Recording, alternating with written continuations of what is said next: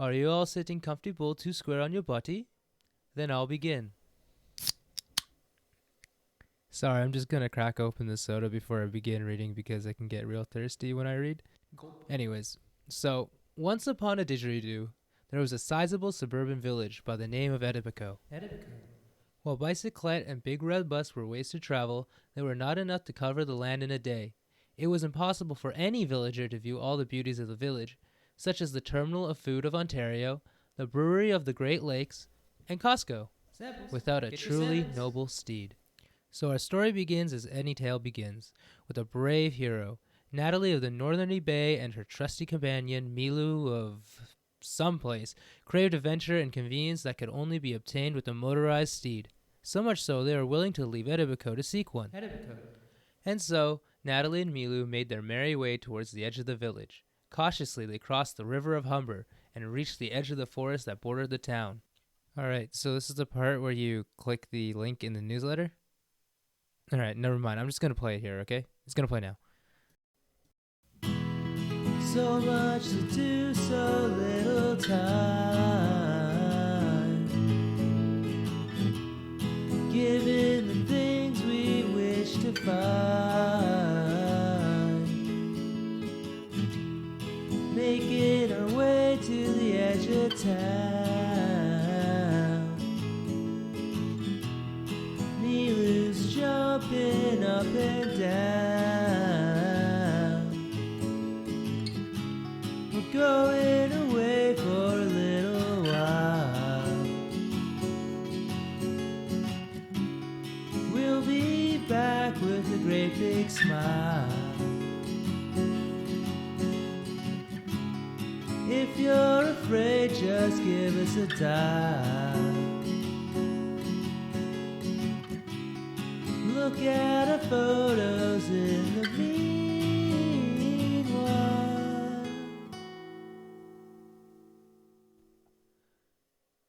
We have to be careful, Milu. The elders in the village warned us of this place. It's called the Gardner Expressway Woods, said Natalie. Woof, yelped Milu, as if to say, yes, I too have heard of this place. We must be prepared. Aimlessly they ventured into the forest. The deeper and deeper they went, the darker and darker it became. They encountered many exotic animals along the way that Milu tried to chase, such as the black squirrel, the raccoon, and the skunkaroo. Suddenly, Natalie heard a strange sound ahead of them. Milu, what was that? It sounds like somebody is up ahead. Perhaps a very cool, interesting, intelligent, bold person from an eastern land, she exclaimed. And maybe they make very popular and sales-worthy music.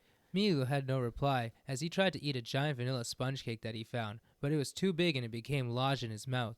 Natalie wrenched the cake from his mouth and jettisoned it into the sky. No! I needed that! That was the only food I've seen in days! Somebody yelled. Natalie and Milu now had an answer of what the strange sound was. In front of them was indeed a very cool, interesting, intelligent, bold person who made popular and sales-worthy music. Woof? Asked Milu, as if to say, who are you? The name's Clarence the Charmin, chic and comprehensive, and I'm going to die, fade away, disappear, vanish, if I don't get some food in my belly welly, said the man. As quick as a TDC subway train that hasn't been delayed, Natalie reached into her famous bright yellow jacket and pulled out a piece of her Grandma Agnes's very fine chocolate cake. Natalie always keeps a piece on her, you see. Here, have this, she said.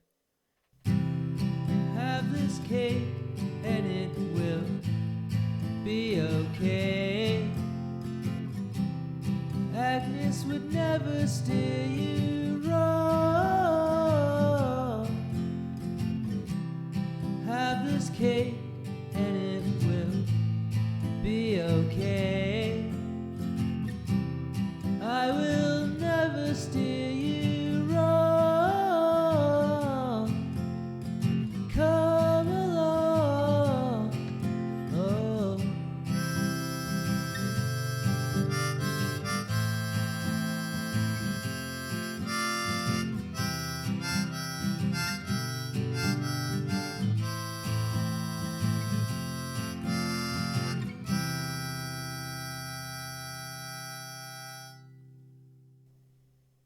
Clarence thankfully and gratefully took the cake and munched on it like he never munched before. Thank you, sputtered Clarence. are you out here? Asked Natalie. Why are you out here? Replied Clarence. Me and my friend here are looking to find a noble steed, a car, preferably something priced between 5,000 and 10,000 coin, that was certified by a wizard of steed safety, explained Natalie. Oh, is that all you're looking for? For your assistance, I will help you in your journey. I have the answer you're looking for in my pocket. Afraid of what might be in Clarence's pocket, Natalie readied herself in a Muay Thai stance, a martial art from the land of Thais. Ready to kick his head in, she lowered her stance when she saw all he had was a piece of paper. Is that a newsletter? Exclaimed Natalie. How is that going to help me? Oh, it's so much more than a newsletter. Wait, what's your name? Asked Clarence. Natalie, and this is Milu, she replied. Yeah, okay, good. It would have been weird if I never knew your name for the rest of this journey. Like, imagine this was like a book and someone was like writing this and just forgot for the main character to introduce themselves. Man, I bet that writer would feel real silly. Anyways, this is more than a newsletter. It's a magical map that can help you find many options for what you're looking for, explained Clarence in too many words. Natalie was in shock. How could it be so easy? She thought to herself. She had never heard of such a thing. Milu was shook too, so shook he decided to have a lie down on the nearest log that looked like a couch. Couldn't this newsletter really be much more than a newsletter? Could it be? Thinking that it was better than randomly loitering around in the woods, Natalie accepted the help of Clarence. Picking a car that called to her on the newsletter, the newly formed trio set out to find it. The journey took days. They encountered many scary things such as traffic, financial insecurity, and the reality of living in the modern world. Together, they were able to defeat the monsters and get closer and closer to their destination. After days of being in the forest, the trio saw an end to it. Beyond the trees, the three could see something shining up ahead. Well, not Clarence. He can't see shit. He's fucking blind. I think what I'm looking for is just beyond there, said Natalie excitedly. Suddenly, her demeanor changed. But what if it isn't exactly what I'm looking for? What if this was all for nothing? She pondered out loud. I think if the car's meant to be, it's meant to be. Plus, it's not about the car anyways. It's about the friends you made along the way, said Clarence. No, that's dumb. It's definitely about the car. That's why I'm here. I'm not here for any other reason. I certainly wasn't here for the jokes and songs you made coming here, said Natalie. Woof, barked Milu, as if to say, yeah, I agree. I find most of your work to be derivative and passé. As the three of them made their way into the clearing, they were blinded by a brilliant light. The car was right in front of them. The car. The birds sang, as did the wind. The sky shone blue without a cloud in sight, except for one. This cloud was different from all the other clouds they had ever seen before.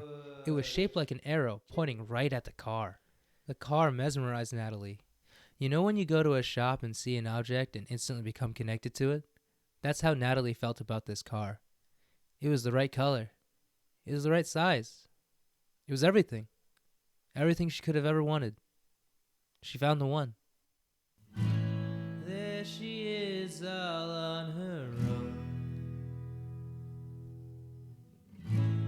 Everything you've ever known. And if I can just make you mine, I think you'll find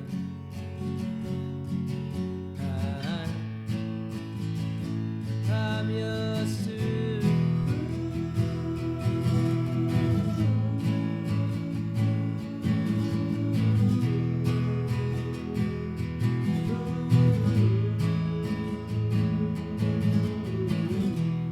I'm going where you're going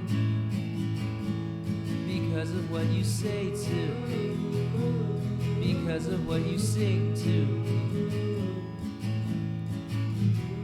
You're seeing what I'm seeing because of what I say to you, because of what I sing to you. I see the moonlight in your eye without surprise that it'll be fine.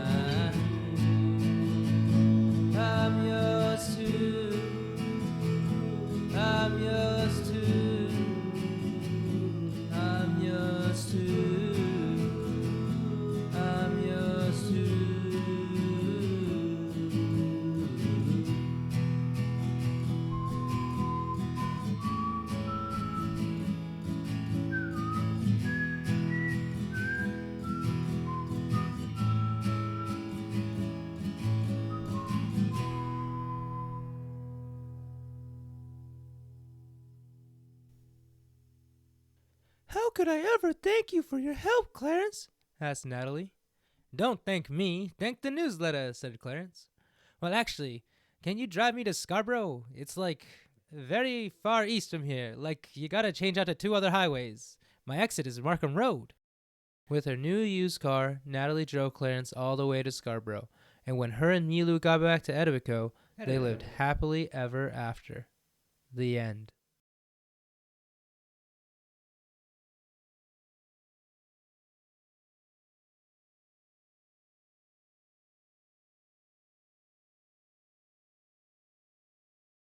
There can't be a hidden track, can there?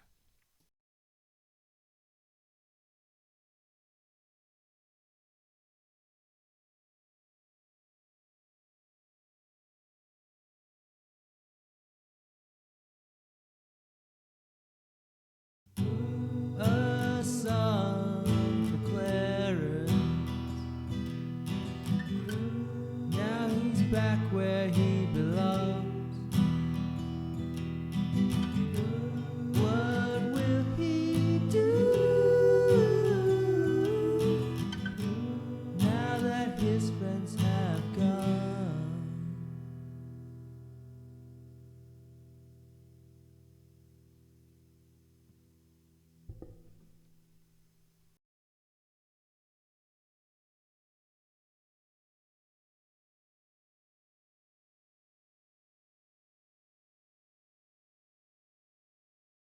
There can't be 2 hidden tracks, can there?